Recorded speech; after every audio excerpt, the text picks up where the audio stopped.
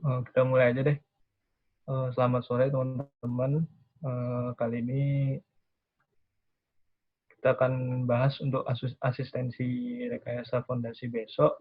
Tapi slide-nya ini rekayasa fondasi lanjut, cuma isinya sama-sama kok. Ini saya ambil materi kuliahnya dari Pak Masyur ya, karena dari PPT-nya itu kayaknya semua sama kayak kuliah dari Pak Masyur gitu. Jadi cocok-cocok aja menurut saya kalau misalnya pakai PPT ini gitu. Nah, sebenarnya ini ada materi yang kayaknya nggak keluar ya, mekanisme plug dan non-plug. Tapi yang penting ini ada dua, grup tiang sama dinding penahan tanah. Tiang dalam. Maksudnya ini fondasi dalam sama dinding penahan tanah. Ini videonya bisa kan? Halo? Tektok aja sumpah. Jangan kayak kuliah bener. Kalau misalkan ada bingung, langsung tanya aja, tanya. Nah, paling masuk ke materi pertama nih. Sebenarnya kalau fondasi dalam itu dari rentetan semua PPT yang ini, semua itu sebenarnya cuma dirangkum jadi satu tabel kayak gini untuk desainnya. Jadi untuk fondasi pancang, tiang seperti ini, untuk pasir, pancang, bor, ya seperti inilah. Nah, untuk daya dukung, saya nggak jelasin ya. Nanti ada teman yang jelasin. Jadi intinya sih kalian cuma ngikutin ini aja tuh udah benar-benar menjawab pertanyaan tentang daya dukung fondasi tiang tunggal ya gitu. Nah, tapi paling gini, kalian harus sering-sering banyak latihan biar besoknya itu lancar gitu. Nah, Kak, Karena alfanya itu ada banyak kan, Kak? Itu pilih yang mana ya? kalau misalkan yang di kuliah Pak Masyur ya, biasanya itu kalau yang pancang dia pakai grafik yang API. Jadi untuk yang ini aja nih. Coba nah ini aja nih, highlight. Sama ini, Kulhawi. Kalau yang fondasi bor. Grafiknya tahu nggak? Lo? Ada di PPT kan kayak? Apa? Nggak tahu, Pak. Oh, belum tahu. Bentar ya. Nih, gue kasih ya. Wes, dulu.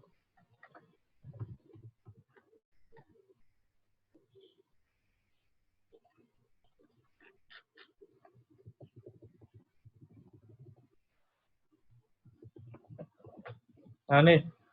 Ini untuk yang api ya, untuk fondasi pancang. Diinget-inget nih. Oh, itu murna. Pak orang. Hah? Apa? Oh, di sama di kamar dulu. Di kamar lagi. Tutupin videonya. Enggak apa-apa tuh ketawa teman.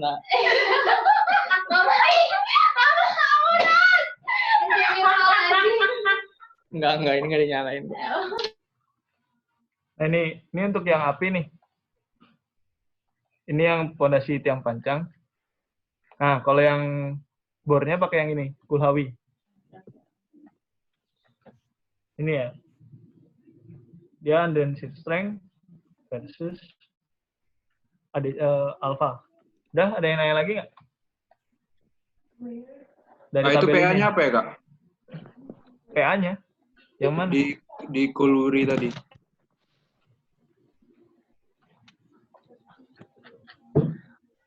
PA. Ini maksudnya persamaan ini. Halo? Iya. Oh, gini aja mainnya. Sebenarnya ini kan persamaannya itu kan garis yang ini ya. Bentar. Oke, mana sih garis ini?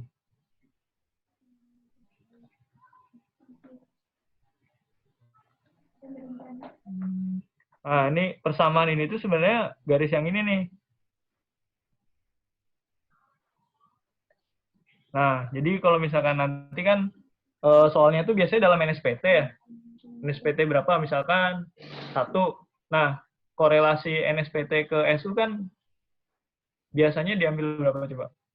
6 kan? 6N kan. 6N tapi satuannya KPA. Kalau 0,6 biasanya satuannya ton. Nah, nanti misalkan berapa nih 6N? Misalnya N-nya 2. Nah, berarti 4 lah ya. 4. Cari di sini 4 series strength-nya. Tapi ingat ini dalam apa nih? TSF. Nah, kayaknya kemungkinan nanti Pak Andika tuh kasihnya itu yang KPA langsung gitu. Jadi langsung aja tarik dari sini. Sorry. Garisnya enggak ini.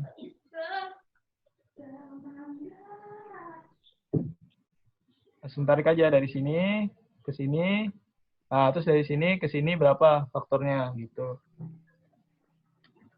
Oke. Itu TSF satuan apa ya, Kak? Satuan apa itu? Ton apa itu maksudnya? Ini square apa ini? Ton square feet bukan? Ya, feet benar. Tapi Pak Andika biasanya ngasih kurvanya ini kurva udah yang KPA sih, santai aja tapi jadinya. Paling gitu sih. Kak, Nanti bakal dibahas detail sama Bagja kok. Gimana? Kalau apa? mau nanya Kak, Ya. kan di rumus yang kesimpulan itu Kak, Ya, tabel ini. Nah, itu kan langsung dapat P ultimate sama dengan 2pi sekian-sekian kan. Nah, itu kan bukannya P ultimate itu bergantung sama QS sama QU ya? Nah, gini. Untuk yang di sini, kalau P ultimate ini kan satuannya udah gaya ya, udah force ya. Maksudnya bukan per meter square lagi kan. Nah, yang friksinya itu dari sini nih. Mana sih? Kalau mau gambar, oh ini ya. Nah, yang friksinya itu dari ini. Kelihatan nggak sih? Gue coret-coret. Kelihatan. Nah, friksinya itu dari yang ini. Nah, yang end bearing-nya itu dari yang ini. Nah, yang ini itu luasannya.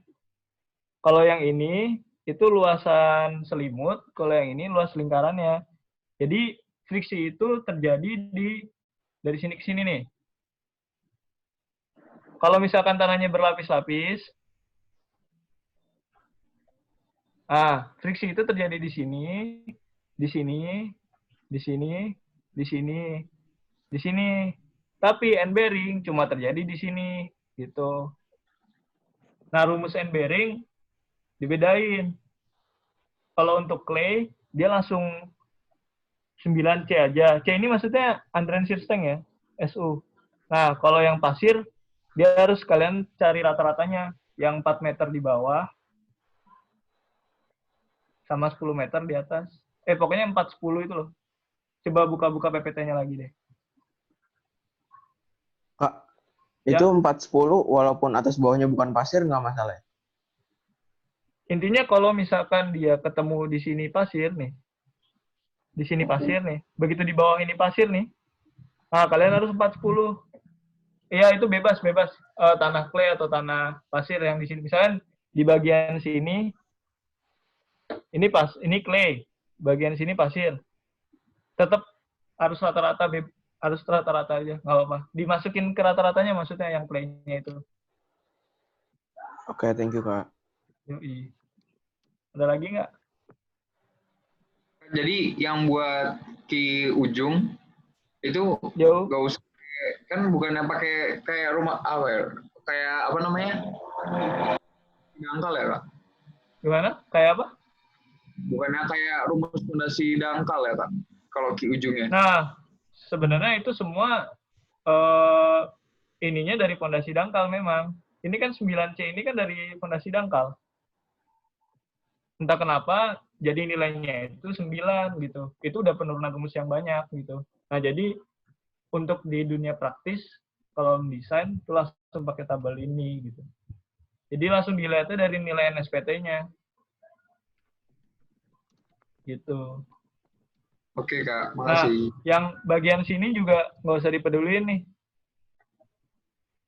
Kalau di ini yang didapat dari Pak Masyur ya, fondasi Pak Masyur ya. Ini nggak usah dilihat. Kalian cukup ngelihat yang ini aja. Gitu. Ini nggak usah ya. Tapi penurunan ini itu dari sini gitu. Oke? Kak, itu displacement kecil sama besar dihitungnya gimana ya, Kak? Mana yang masuk kecil, mana yang masuk ke besar?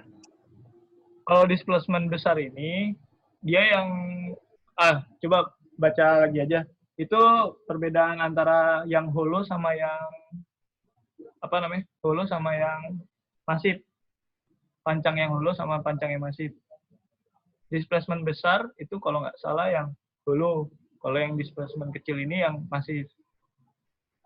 Maksudnya paham kan nih, hollow. Biasanya baja dia. Kebalik, bro. Oh, kebalik ya? Yup. Ya udah, Yang itu ada bakya. Ja, lu aja yang jelasin, Ja. Ya lanjut aja dulu. Enggak, Jadi gue. ada open, ada yang tertutup, ada yang terbuka. Kalau yang tertutup itu displacement besar. Yang terbuka itu displacement kecil, kayak gitu. Yang tertutup itu apa? Kalau misalnya tiang pancangnya dia full solid beton. Tapi kalau misalnya yang terbuka itu dia tengahnya bolong, jadi cuma pinggirnya doang betonnya. Pinggirnya doang. Kalau lanjut, Gat. Oke. Bagian ini nanti diinin sama Bagja aja ya, sama Kak Bagja. Oke, lanjut dulu aja ya, yang bagian gue dulu aja ya. Atau Bagja dulu aja, yang isi. Lu aja. Ya. Bentar. Lu itu dulu, Gat, apa? Share ya? Lu mau bahas apa? Gue mau bahas yang ini. Yang ini nggak apa-apa, biar nanti aja gua lanjutin. Gue mau bikin kunci jawaban dulu bentar, dikit lagi. Biar enak nanti ngejelasinnya. Oh, gue ini aja ya, sepintas-pintas aja. Oke. Iya. Udah ya,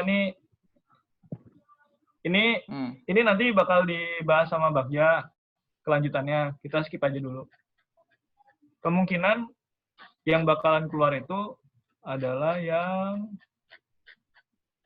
ini bakal kemungkinan keluar. Kalian juga harus pelajari masalah rumus grup. Kalian diajarin grup file nggak? Halo? Diajarin nggak? Ya. Diajarin. Nah, diajarin kan. Nah, ini rumus yang harus dicoba nih.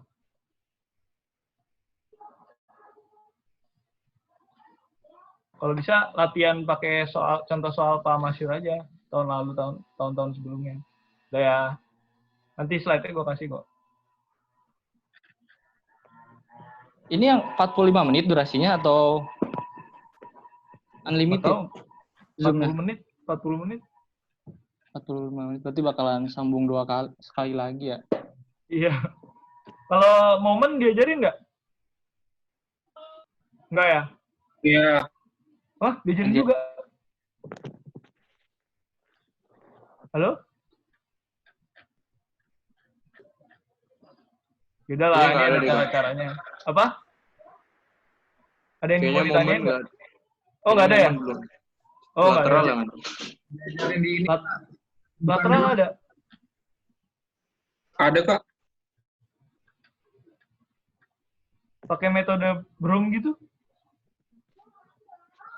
Bukan grup tapi Kak. Kita ngitungnya masing-masing nggak? Kalau misalkan aksial, lateral, sama geser. Aksial, lateral, sama geser.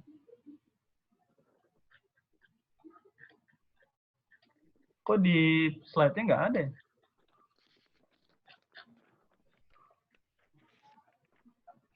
Kak, mau nanya dong, Kak. Yuk.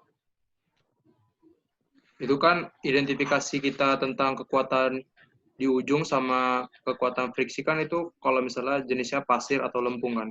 Ya, benar. Itu kan berarti misalnya kan kalau misalnya dikasih tahu pasir itu kan berarti dia nilai kohesinya nggak ada. Jadi kita pakai nilai sudut friksinya kan. Kalau misalnya dia ada nilai C sama nilai delta itu gimana ya, Kak? Oke, kemungkinan nanti yang data yang dikasih sama Pak Andika itu langsung NSPT biasanya. Tapi Jadi, jenis tanahnya nggak usah kan kita nggak tahu. Nah, iya, tapi kan nanti ada deskripsinya. Misalkan nih clay atau pasir gitu. Nah, nanti langsung aja masukin ke rumus yang tabel tadi gitu. Yang kalau misalkan ini yang pancang, pasir begini. Yang bor langsung pakai yang ini. Jadi nggak usah peduliin yang bagian bawah sini. Udah nggak peduliin bagian yang bawah sini. Kecuali memang nanti datanya dia ada overburden dan delta ini. Cuma kan delta ini bukan V loh. Dia 2/3 kalau nggak salah dari V. Biasanya data tanahnya langsung NSPT kok. Ada yang punya soal tahun lalu memang? Nggak tahu, Kak. Halo? Nggak tahu. Berarti jenis tanahnya langsung dikasih tahu gitu ya, Kak? Ya, nanti contoh soalnya tuh langsung jenis tanah. Nah, kayak gini nih. Langsung dikasih data bor NSPT. Biasanya. Nah, kayak gini nih. Nah, kayak gini kemungkinan. Ini deskripsi. Nah, di sini ada deskripsinya. Clay, sand, clay, sand. Nah, di sebelah sini ada SPT-nya. 7, 15, 2, 15 gitu. Nah, dari sini misalkan ya, clay misalkan 7. Nah, nanti tuh berapa SU-nya gitu.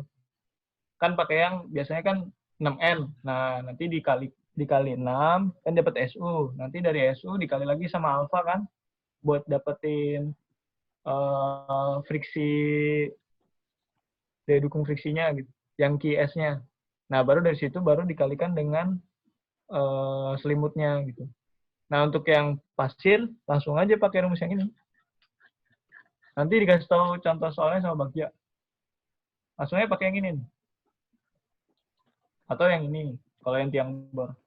Kalau ini tiang pancang ya. Gitu.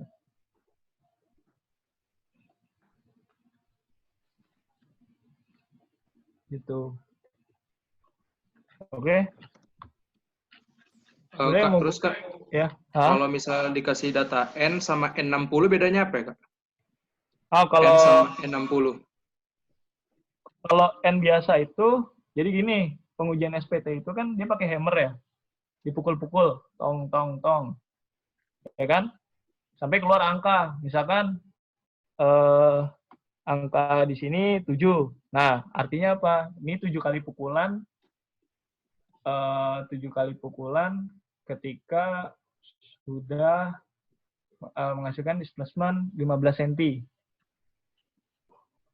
30 cm, sorry. Jadi kan 45 cm, 15 cm awal nggak dihitung. Nah, 30 cm akhir itu jumlahnya 7.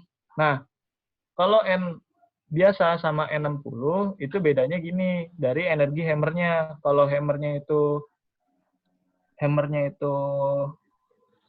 pakai yang biasanya kan penelitian itu pakainya yang ada faktor 60% energi koreksi. Nah, kenapa kita biasanya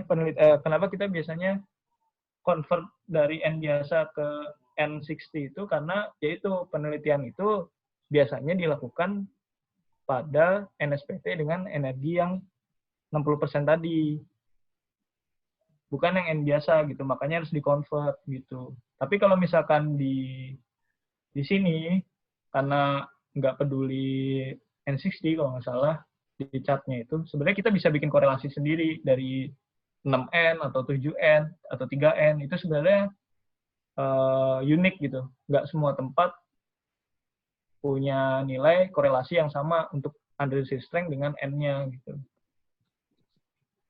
Tapi biasanya kalau di cuma soal UAS atau UTS, paling N-nya ini kita udah nggak peduliin N60 atau N lagi. Langsung aja ini dikalikan dengan korelasi dapat SU gitu. Atau dapat yang langsung dari friksinya dari yang sen tadi gitu. Jelas nggak? Atau bingung? Berarti kalau ada N60 nggak usah pakai N60 kan? Berarti kita pakai N aja kan? Tergantung nih. Nanti kan dikasih korelasi. Biasanya kan dikasih korelasi sama Pak Andika, grafik korelasi itu. Nah, di grafik itu dia mintanya apa nih? N60 atau N? Kalau misalkan N doang, nggak bisa, ya udah pakai N aja. Kalau misalkan emang si chartnya itu mintanya N60, pakai yang N60 gitu. Tapi nggak sampai nyusahin gitu sih biasanya. Oke, Kak. Ya. Oke. Nah, jadi datanya biasanya langsung kayak gini. Jarang yang pakai apa namanya C sama V gitu datanya. Karena apa? Karena desain fondasi itu kita ngelihatnya underlying shear strength gitu. Sedangkan underlying shear strength sendiri kan bisa dilakukan dengan pendekatan pengujian lapangan langsung gitu, NSPT atau CPT sebenarnya bisa juga sih. Gitu. Nah ini kan ini langsung lihat dari SPT-nya kan, tuh, ya kan? Ini Excel untuk perhitungan daya dukung fondasi. Nah gitu. Ada tanyaan lagi? Yang negatif apa namanya? Negatif screen friction. Nah, ya itu gimana, Kak? Itu gue yang jelasin aja itu. Oh ya udah, itu nanti aja jelasin sama Bagja ya. Ini gue bagian yang gue dulu deh. Kan tadi kan tiang dalam itu kan dibagi dua ya, fondasi dalam yang bor sama yang panjang.